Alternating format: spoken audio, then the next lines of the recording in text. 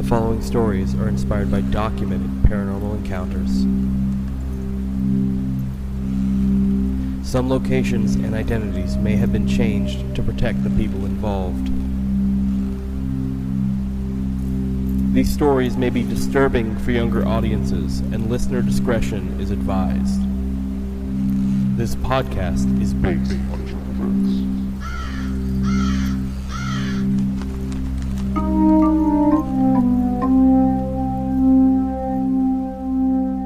Hi, I'm Dalia, she, they. Hi, I'm Brandon, he, him. Hey, I'm B, she, they.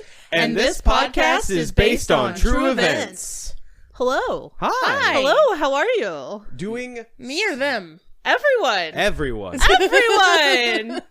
I'm doing fine. I'm a little nervous we're not going to make our deadline. Well, We better get on with it then. Yeah, we better get back. We better get into but come it. on. Yep. Okay, vibe check for me. I'm good. I'm yawning a lot. I don't know why. I I feel. just had a coffee and I'm tired, so. Oh no. My vibe check is I feel less snotty than I started feeling last episode, so That's good. hopefully that lends itself to today's story because I've got a good one for y'all. You're gonna like this for sure. B. I'm great. Back hurts. Oh no. Meme music in my head. I'm happy to be here. Need I like you Having said- a great time. I'm great. Immediately says something that is not great. Back hurts. Need medicine? No, I'm okay. Okay. Thank you, though. My So- back always hurts.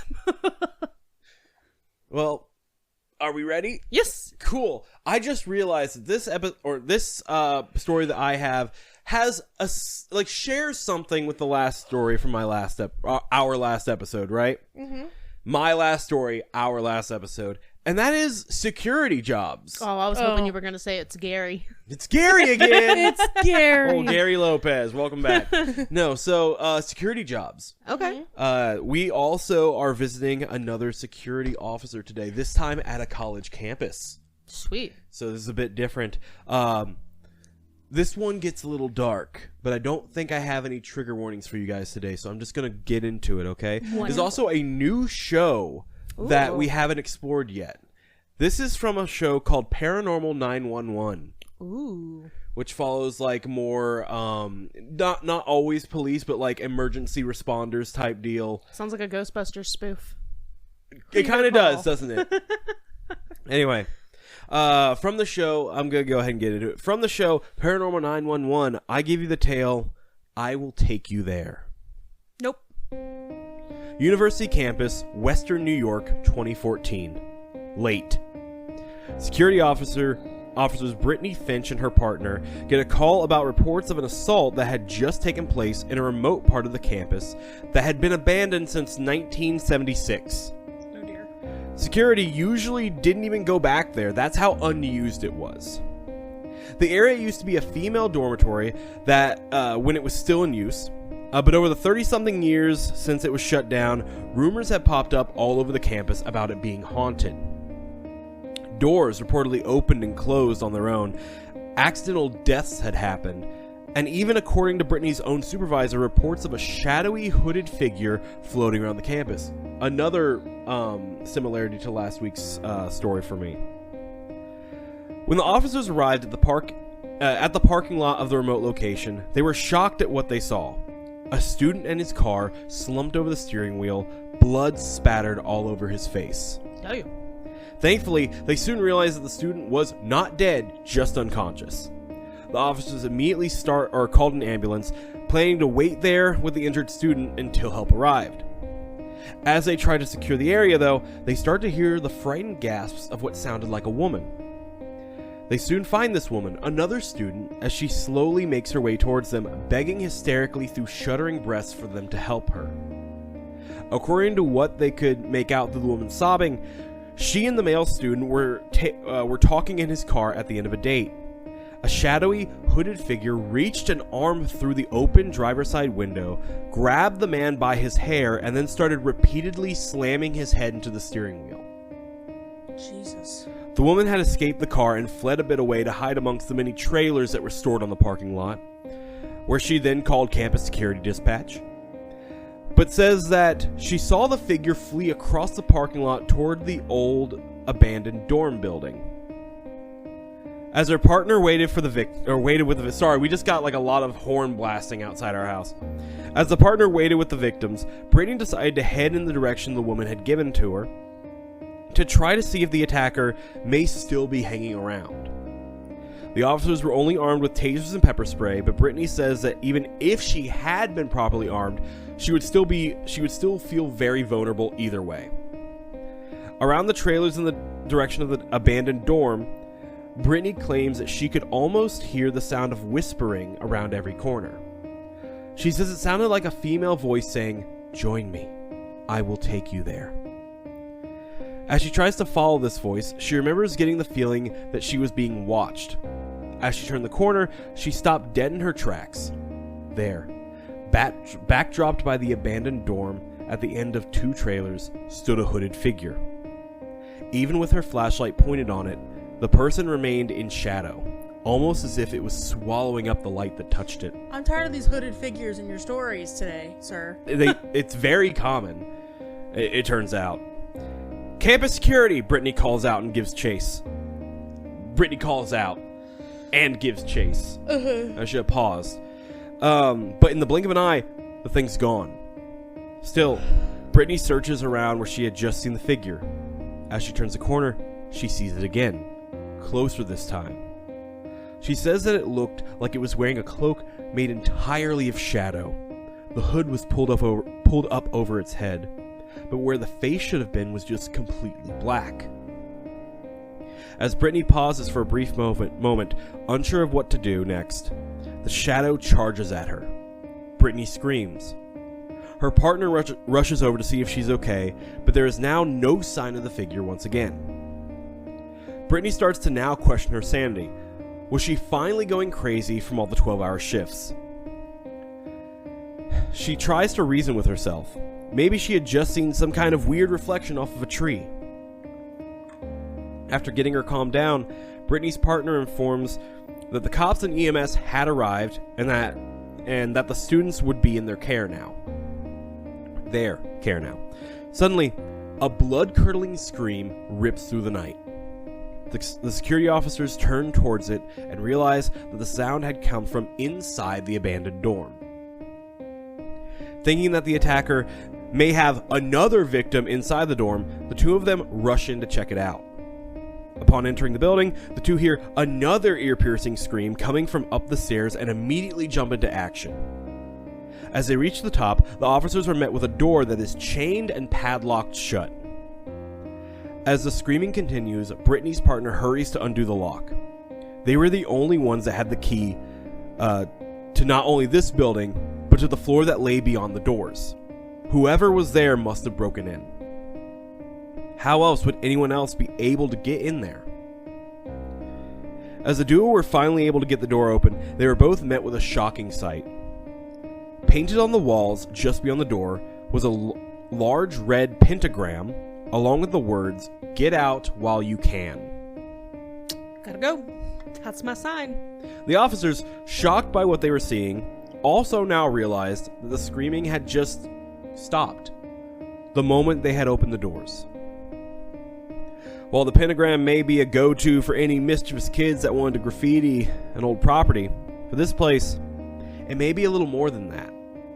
You see, the reason that the dorm had been closed down in the first place was back in the 70s, there had been reports that a group of the students who had lived in this dorm may have been practicing satanic cult-like activities.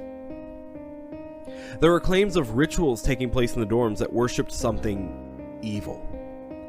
And after the unfortunate death of a student happened, the school started moving people out of that dorm pretty quickly, locking it up and leaving it to rot ever since. Brittany and her partner decided to split up to try and find the source of the screaming that they had heard. As she explored more of the floor, she couldn't help but feel a deep heaviness in the air, like she had no business being in that hallway. Brittany thinks she can just make out the sound of whispering coming from the other side of a door and cautiously opens it up. The room beyond held a couple beds, a desk, some dressers. It was clearly once a bedroom. Brittany says that it looked like whoever once lived there left in an awful hurry. On one of the walls, she noticed some faded photographs pinned to the wall and goes to take a closer look. In one of the photos, she thinks she recognizes one of the girls from somewhere, but she can't quite place where. As she continues to scan the photos of the girls who once resided in this room, she thinks she feels someone watching her. Brittany turns, but finds no one around. Of course not. Back in the hallway now, Brittany can't help but feel like something is in that hallway with her, standing just out of sight. From down the hallway, she hears the scream start back up again. She describes it as a scream of, quote, someone in trouble. Brittany takes off in the direction of where she thinks the screaming is coming from, but it only seems to lead her deeper into the building. She almost feels like she's being followed, and as she searches more rooms, she thinks she can hear something like the sound of running water. Following the noise, she is led to a bathroom, and the sink is running at full blast. Her and her fellow officer were absolutely not alone in this building. As she shines her flashlight down at the sink, Brittany sees that the running water wasn't water at all. In the light, she can see a dark red liquid pouring out of the sink. It almost reminded her of blood. Not knowing what else to do, Brittany shuts off the faucet. As soon as the liquid stops flowing, Brittany hears another soft female voice coming from down the hallway. She calls out, "Campus security!" but it doesn't seem to acknowledge her at all. The voice sounds almost frantic. Brittany follows down to the end of the wing and to the closed door of a room. And the voice, while faint, was so prominent that Brittany thought that there must be someone within that room. However, upon entering, she finds no one. The walls of the room all had a chalkboard on them that stretched out to the edge of the walls. And on those chalkboards, dozens of chalk scribbles of pentagrams, the number 666, ram-headed figures, and a bunch of symbols that Brittany herself couldn't exactly place, but also didn't feel good about. A large roar of a voice came from behind her, and Brittany spun around to see the shadowy, hooded figure standing in the exit of the room. She was trapped. She felt her breath leave her, and she felt as if someone was standing on her chest. With great difficulty, Brittany screamed at the figure, "What do you want from me?" Slowly, far too slowly, the figure lifted its shadowed hands to its hood and pulled it back. The face that stared back at her was the same face as the girl she thought she recognized from that picture in the room earlier.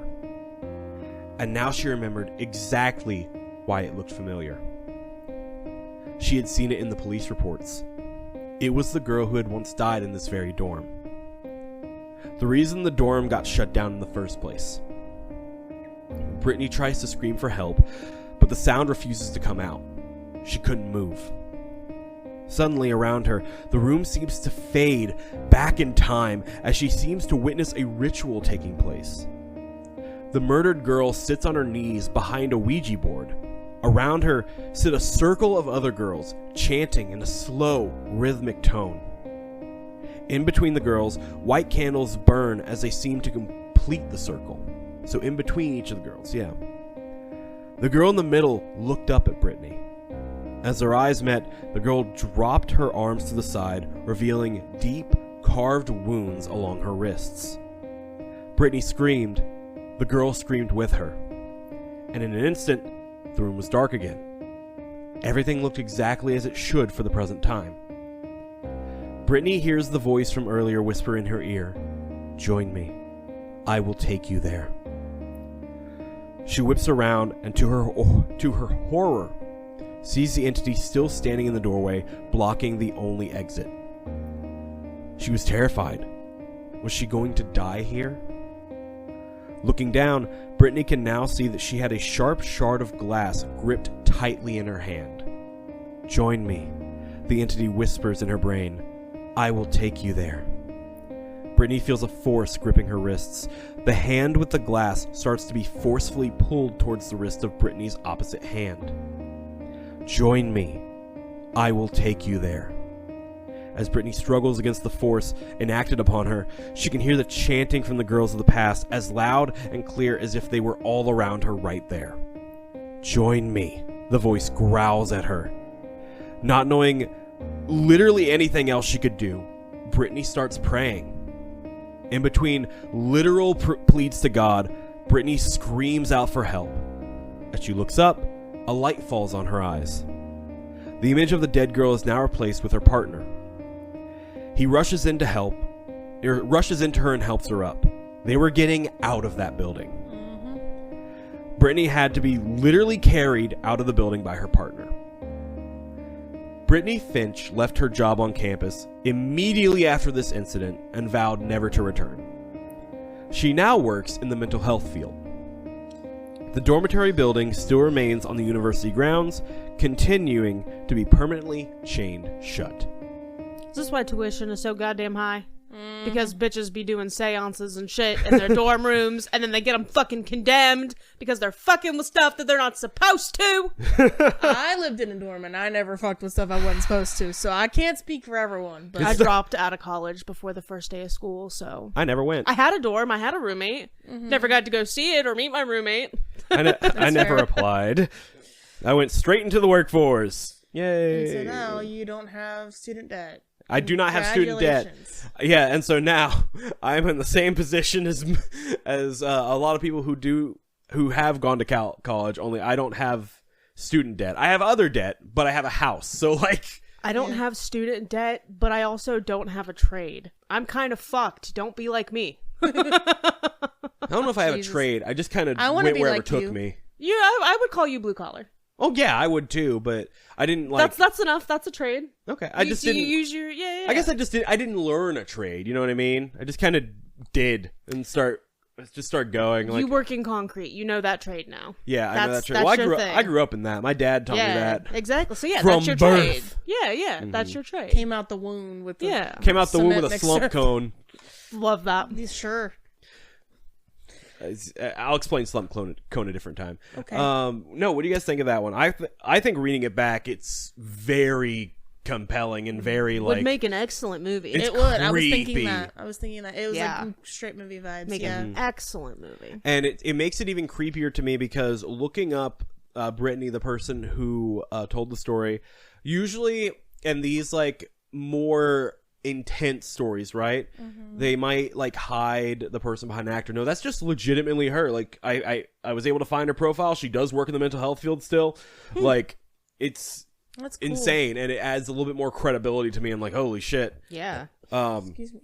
Wild, insane. Anything to note for you guys that just along for the ride? Along for the ride. I thought that was really good. I know we Yeah. already said that, but Yeah. like the visualizations that were given there, like the water running like a dark red, and it makes me wonder, like, was that at all illusion, like that hallucination or whatever, or was it like rusty water? That's true, because like rusty water can appear red, and that's why I didn't want to say that like, oh, it was blood. It just looked like it, right?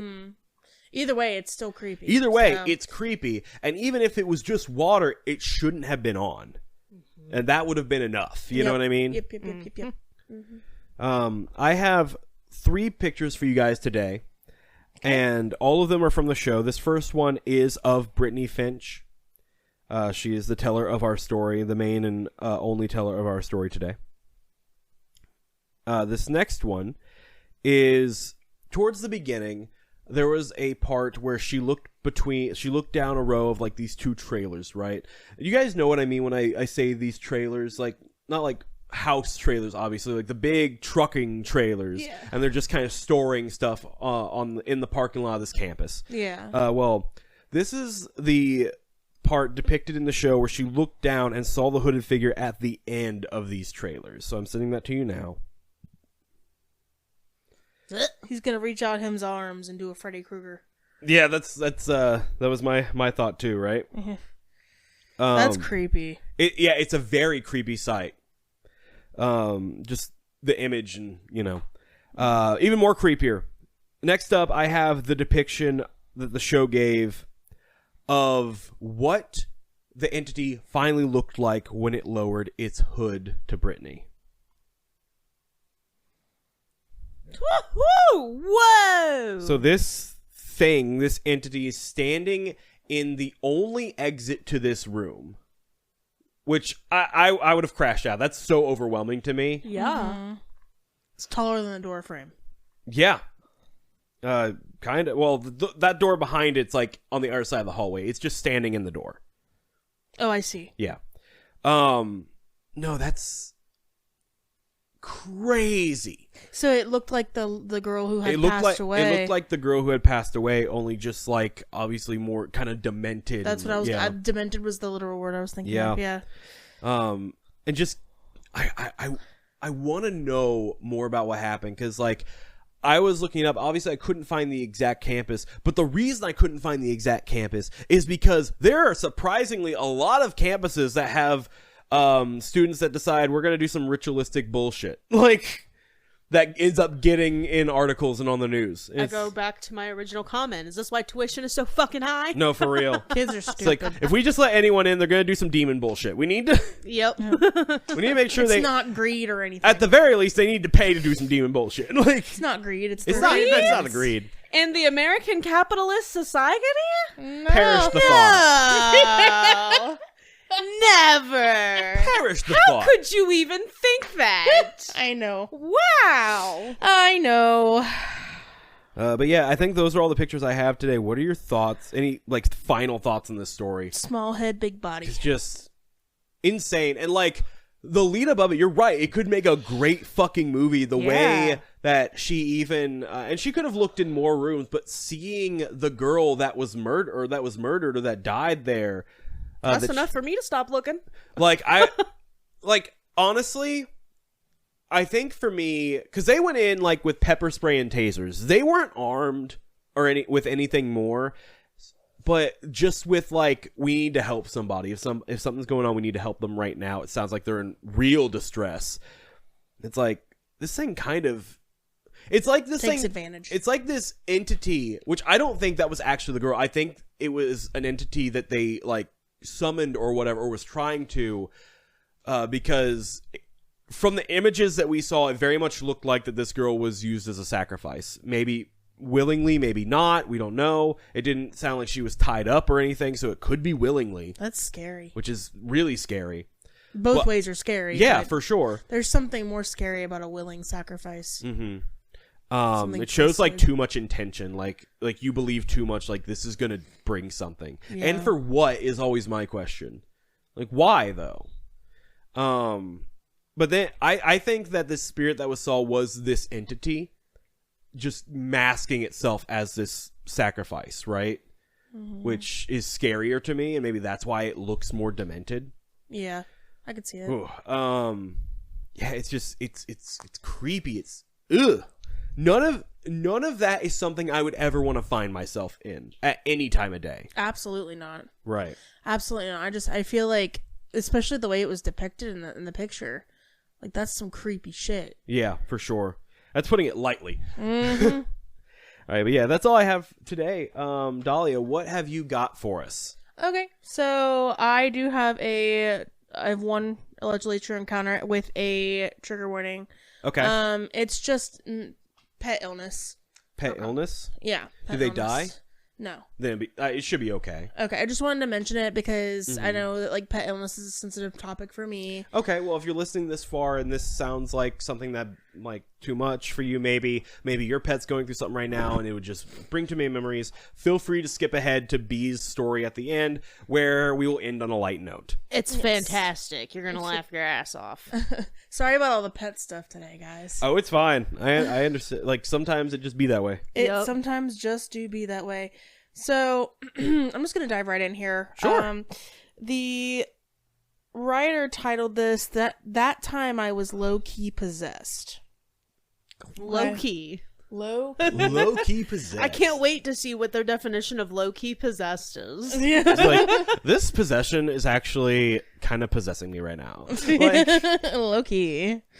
This was written by Augusta M. And if you guys hold on a second, I could potentially give more information. Okay, so yes. It was written July 11th, 2021. That's when they published this. The country was the United States, state of Virginia. The paranormal category is demons, possessions, and exorcisms. Great, love Cool. that. Lovely. The way Yeah. you smiled, I was expecting you to say something totally off wall, like aliens. Aliens. No, I really like, whatchamacallits. Big fan of possession stories. Yeah, big fan of possession stories. Big fan of, like, exorcists and stuff like that. It's so, I feel weird saying that, but I am. No, I get it. It's like I'm a huge fan of doppelganger stories, but I do love a good possession story. I get it. So let's get into it. Yeah. Life has been hectic enough over the last few months to have kept me away from this site and for far too long. But as it usually does, an experience has occurred and sent me running back to you. I'm not exactly certain what category this experience should be slotted into, as it's a little bit spiritual, a little bit ghostly, a little bit personal growth, a little bit who knows. That said, I am going to write this as it occurred chronologically, meaning the recounting has the benefit of hindsight that I, of course, lacked as I experienced it in real time. The whole thing began on Wednesday, June 16th. Once every year, I take a particular form of hallucinogenic substance that has been shown to have a positive impact on depression. I'm not here to justify or promote the taking of any substance. The experience isn't a physically pleasant one, nor is it emotionally a walk in the park. It makes you really take a hard, introspective look at yourself, and that can be difficult. I believe it puts me a bit more in touch with the other side as well. In previous experiences, my grandparents have come through quite clearly. This time was different than last year's session, as it had already been a hectic few weeks and I was rushed as I was about to leave town for work and wanted to do this first. So, I shield away from taking the really deep dive emotionally. I don't know if that was written correctly. Shied away? Yeah, I think that was a typo. Okay. Shied away from taking the really deep dive emotionally, thank you, honey, as I didn't have the oomph in me to handle something so intense. At the end of the day, I was left feeling off, like a picture hanging crooked. Hindsight. By ingesting said substance, I made myself visible to whatever energies were floating around my home at the time, and one particularly negative energy / entity in particular. Furthermore, I showed weakness by shying away from the hard stuff. I still had the positive shield, guides, and energies that normally surround me in place, however, so all it could do was hover like a dark cloud over our cookout, menacing but harmless.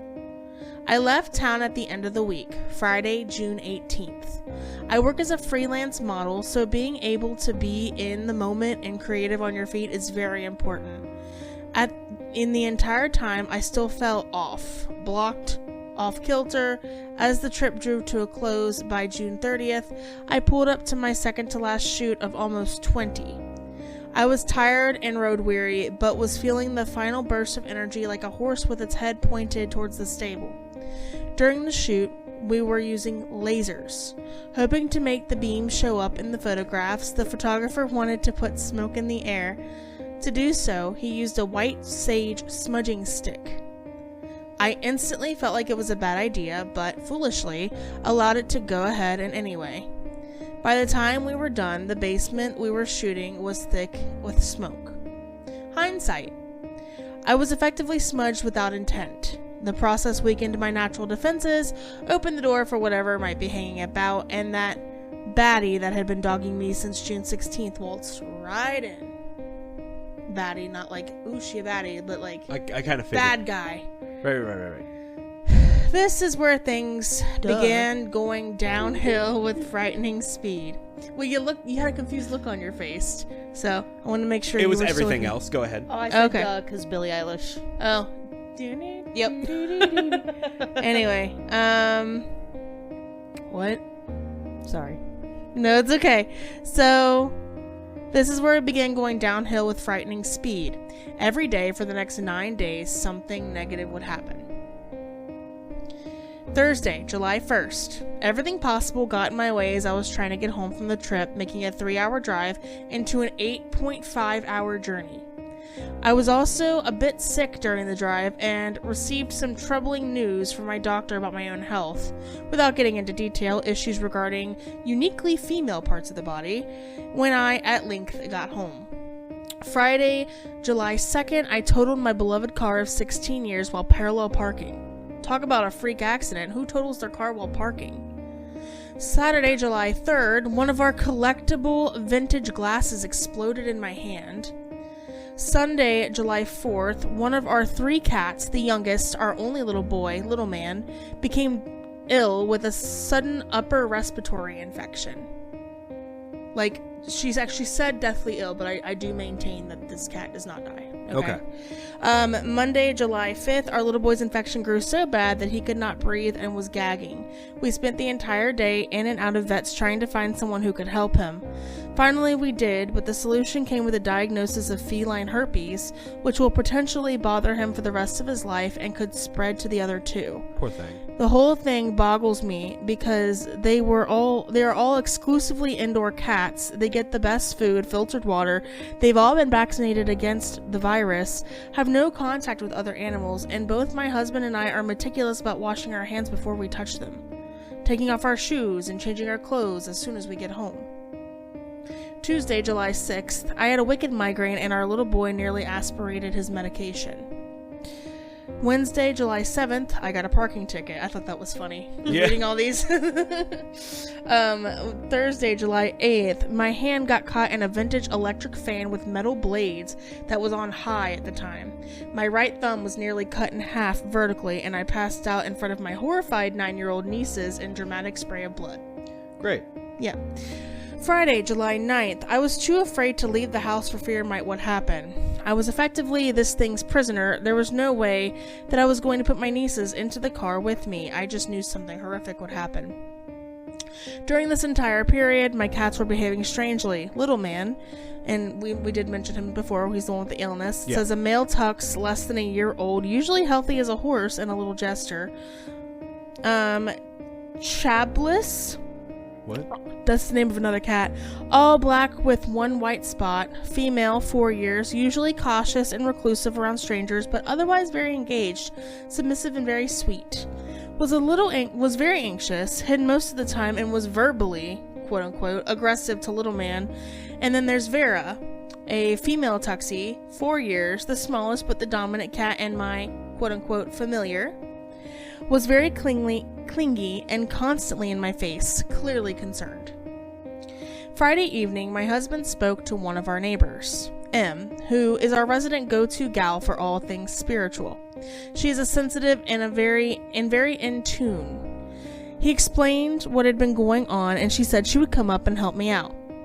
I sent the nieces out to catch fireflies while my husband and M and I got started. As soon as she walked in, she could sense something violently off, both about me and in our home. As she walked around the flat, she sensed that it was the strongest in areas where we have no images or artifacts from our family displayed. Items that I had brought home from the trip, I always thrift as I go, had particularly strong negativity around them. She explained that it wasn't so much the items that I brought home that had anything attached to them, a relief, since virtually everything in my home, from dishes to my clothes, is at least secondhand, if not third or fourth, as that the negative energy/entity that was attached to me was behaving like an animal scent marking its territory.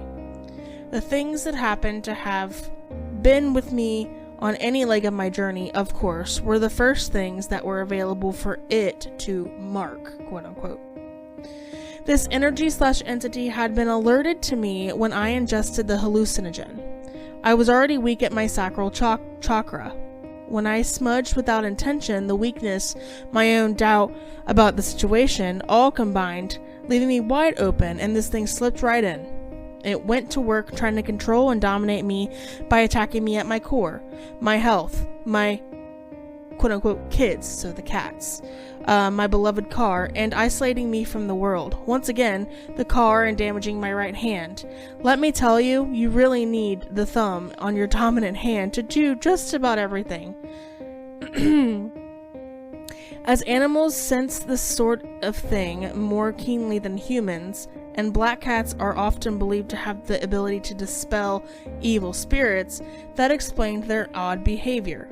This thing was too much for them to handle. She performed a ritual of her own, and then we smudged the whole place with Palo Santo during the entire process.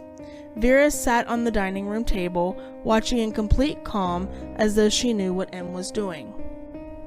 Once M was done, the entire place felt less crowded, like the air weighed less. Even I felt lighter.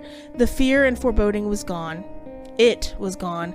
It is now Sunday the 11th of July, and nothing further has happened. Little man is making a full recovery. Incidentally, while she was here, M confirmed some of the other suspicions about our resident spirits. She sensed our man in the corner of the bedroom. Excuse me, it says our man, but I think she means a man. Yeah. She sensed a man in the corner of the bedroom and a female energy who moves throughout the home, spending most of her time in the guest room, where my nieces sleep on their visits, and the kitchen. She also noticed quite distinctly that my bathroom has no activity whatsoever, so the no shower stuff portion of my paranormal house rules seems to be observed. That's the end. Huh. So, I know she didn't specify, but it sounds like that drug she was talking about earlier is ayahuasca. Have you heard of that? No. I have not either. No. Actually, maybe I have it. Maybe I have? So, I was introduced to ayahuasca through Ron White, a comedian. No. That comedian, yeah. Yeah. And I don't know, parts of the story were making me think of his story with ayahuasca usage. Who totals their car while parking? My husband. He totaled my car. Oh, no. And then I feel like her keeping track of all of the negative things that was happening to such an extent that she could remember it that detailed later on. Yep. I feel like that had a big impact on her because you can't hold on to that shit. You've got to perfect letting shit roll off of your shoulder. Yeah. It's kind of like snowballed because of that almost. Yeah. How did a parking ticket lead to you getting possessed? I feel very odd about this one. Yeah. Yeah. Like, I have mixed feelings about it because on one hand we do kind of get a confirmation, like somebody is like, yeah, like somebody outside is like, yeah, there is something here, right? Mm-hmm. But at the beginning, especially, reading this as it is, they took a hallucinogenic and then, like, seemed like immediately had to go somewhere, like on a trip. Then, this was weird. This could be for either things, which, first of all, for a hallucinogenic, there's a legitimate question to be asked, because there are people on both sides of this. I'm kind of in the middle. I don't know, and that's usually where I land. Do you guys think that, like, certain drugs, like hallucinogenics, actually do open you up, like, to the paranormal kind of thing? Or do you think it's more of, like, you just feel that way because of the way the hallucinogenic makes your body feel? I think it depends, because personally, I believe in, like, the whole third eye business. Sure. And, like, opening up your chakras, all that good stuff. I know very little about chakras, I found out. That was mentioned. I was like, I don't exactly know what she's talking about. And so I just... That's fair. Yeah. So, with that being said, I feel like some, what's the word? I keep wanting to say drugs. But yeah. Hallucinogenics? Yeah, I guess. I feel like some could open you up. Sure. But also some could be more harmful than beneficial, depending on you. Mm-hmm. Depending on you as a person. You know what I mean? Yeah. So I also don't know. I fall in that realm because one, I've never experimented with hallucinogenics. Yeah. Hallucinogenics, and I've always thought like I'd want to, but at the same time I know myself and I know my mental health, and I'm not sure that's a good idea.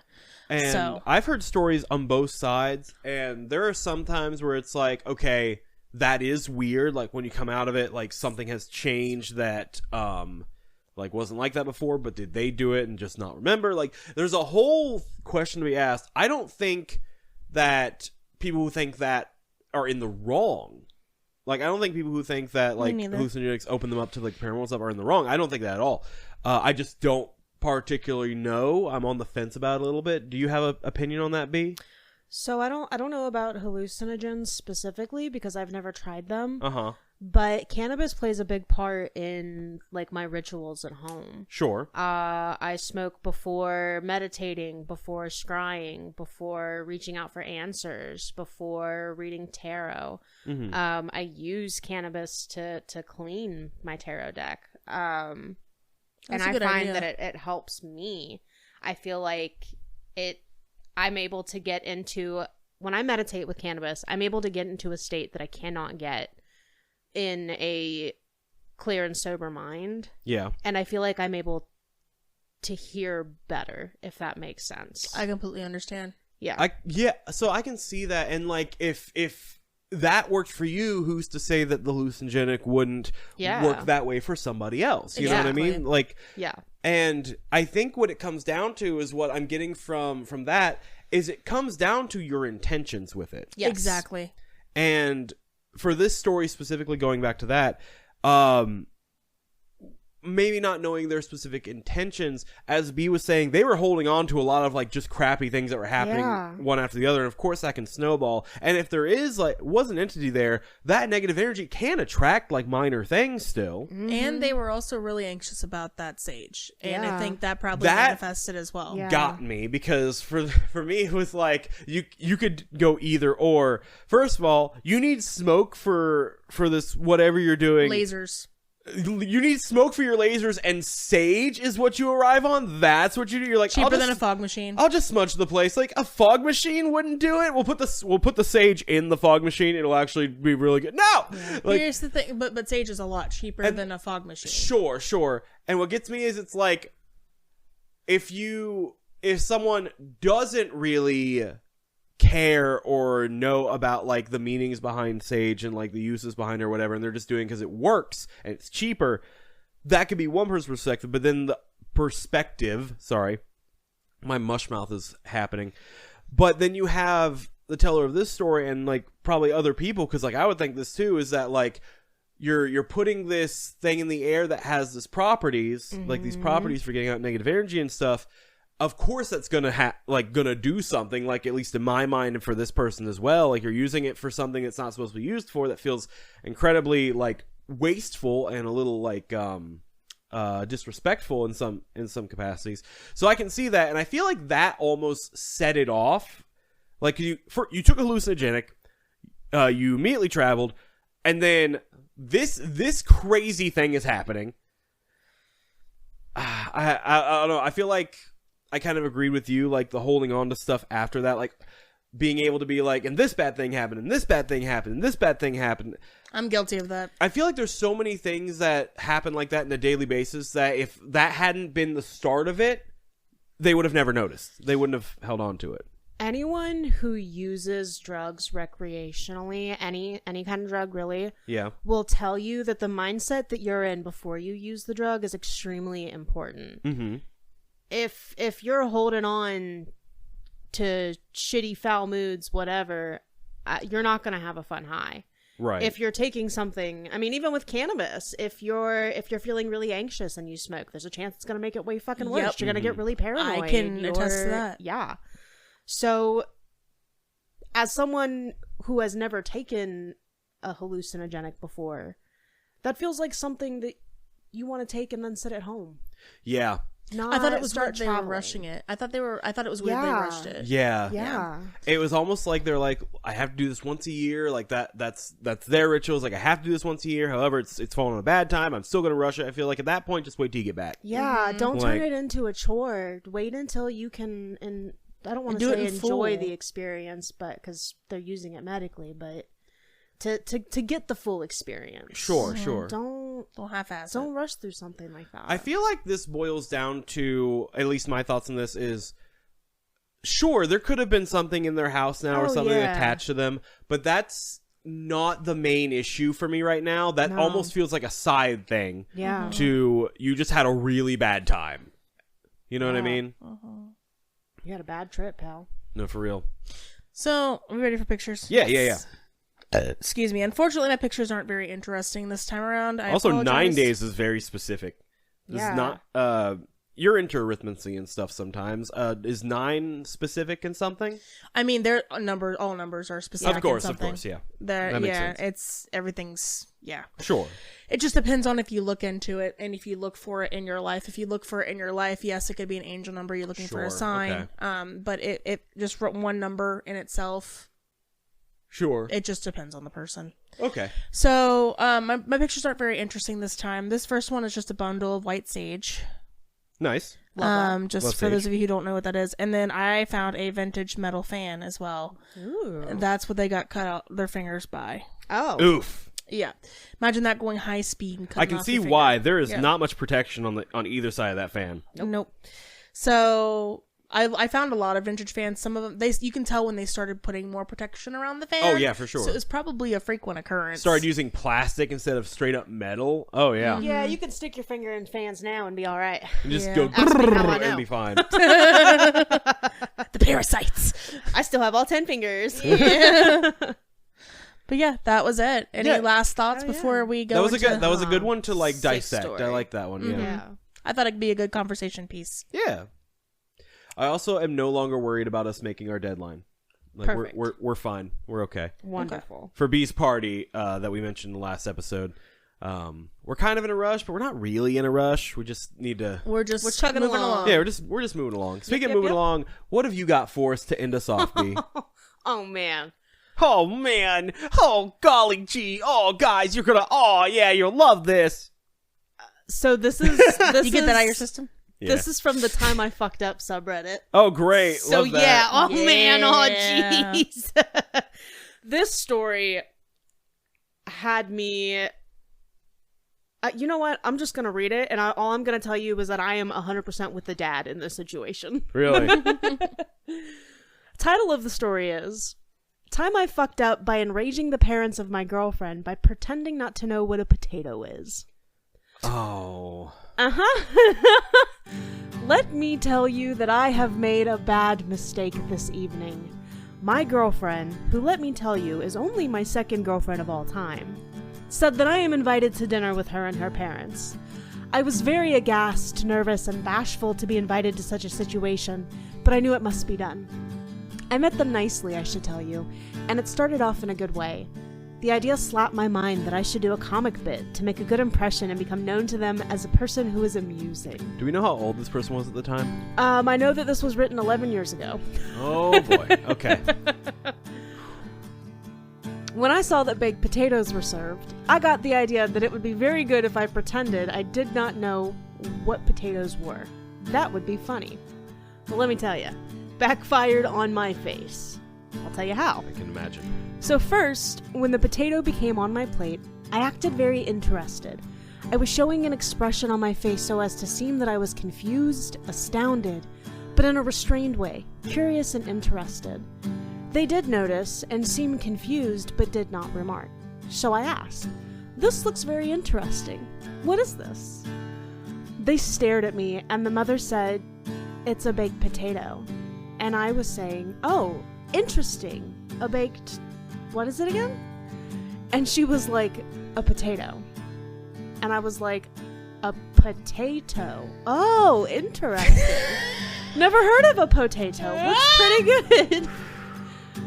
And then when they didn't see I was clowning, but thought I really did not know what a potato was. Because why wouldn't they? Yeah. So I knew I would be very shamed, humiliated, depressed, and disgusted if I admitted to making a bad joke. So what I did was to act as if I was not making a joke, but I committed to the act of pretending I didn't know what a potato was. They asked me very incredulously, did I really not know what a potato is? That I had never heard of a potato? I went with it and told them yes, I did not ever even hear of a potato. Not only had I never eaten a potato, I had never heard the word potato. This went on for a bit, and my girlfriend was acting very confused and embarrassed by my fucked up antics. And then the more insistent I was about not knowing what a potato is, was when the parents started thinking I did know what a potato was.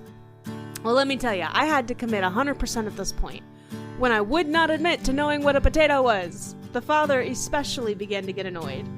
At one point, he said something like, "Enough is enough, you're fucking with us. Admit it." And I said, "Sir, before today, I had never heard of a potato. I still don't know what a potato is, other than some kind of food. I don't know what to tell you." Buddy. Well, let me tell you, he got very annoyed. I decided to take a bite. Oh God, where am I? I decided to take a bite of the potato. And when I did, I made a high-pitched noise and said, "Tastes very strange." That's when the father started yelling at me, and the mother kept saying, "What are you doing?" And my girlfriend went to some other room. Just given up completely. Finally, the father said that I should get the fuck out of his house. Bro. And I said it was irrational to treat me like this just because I had never heard of a potato before. Well, let me tell you, he didn't take that kindly either. I can't imagine. Now, in text messages, I've been telling my girlfriend I really don't know what a potato is. The only way I can ever get out of this is for them to buy that I don't know what a potato is. I wish I never started it, but I can't go back. I think she'll break up with me anyways. Yeah, she should. I'm sorry, you should. That's the dumbest thing. I'm not, like, I'm all for committing to a bit, but buddy! I love the commitment at this point. Like, I don't know. I feel keep going, pal. I don't know. I feel like after the dad said, "You're fucking with me," I would have been like, "Okay, yeah, I'm fucking with you." You know? Because, well, sure, it's funny on the It's like surface, an but out when you look at what's really happening that he's not even thinking about, is that you're embarrassing your girlfriend, for sure. You're making yourself seem like an ass to your girlfriend's parents, which is probably making it feel like you don't care about this girl. You're probably making her feel like, oh, he doesn't care about me. It is not, like, obviously not a long-term thing because he just fucking ruined that. First impressions are, like, worth seven other they're worth, like, 7 other meetings, basically. I believe I saw that somewhere. It takes, like, meeting someone 7 other times and acting like a different way for them to not remember how you were when you first met them. That's not cool, man! I thought it was funny. I think, okay, it's funny. It's a funny situation from the outside, but it's so frustrating. I'm with the dad here. Yep. You're fucking with me, man. Just come on. You just rage-baited Brandon, I fear. Yep. Oh, like, it's one thing to be stupid. It's another to act stupid. Like, Yep. And to be so committed to the bit. The thing is, like, you told a bad joke. That's okay. We're human. We tell bad jokes. Give it up. Yep. That's When they call you out on it, just like take the L. Be like, yeah, you're right. Sorry, be honest. I'm imagining they're like 14, 15, maybe 16 or some shit. Yep. That's the only way I can find this acceptable. Because you are a grown-ass adult doing this, you deserve to be single. I'm sorry. Mm-hmm. Sounds like something a middle schooler would do. Yeah. 100%. Mm-hmm. And, like, thankfully, middle school and even high school, that's not the end-all, be-all. You have years after to, like, regain your self-respect and to learn from yourself and shit like that. Oh, but man, I just feel like it was such an easy thing to be like, you got me, and then eat the potato. Just eat the baked potato. He was openly cringing. I was openly he was going so upset. during your story. Good. I'm glad I got a reaction. He gets really bad secondhand embarrassment. I do. As for my picture, it's just my favorite way to eat potatoes. Diced.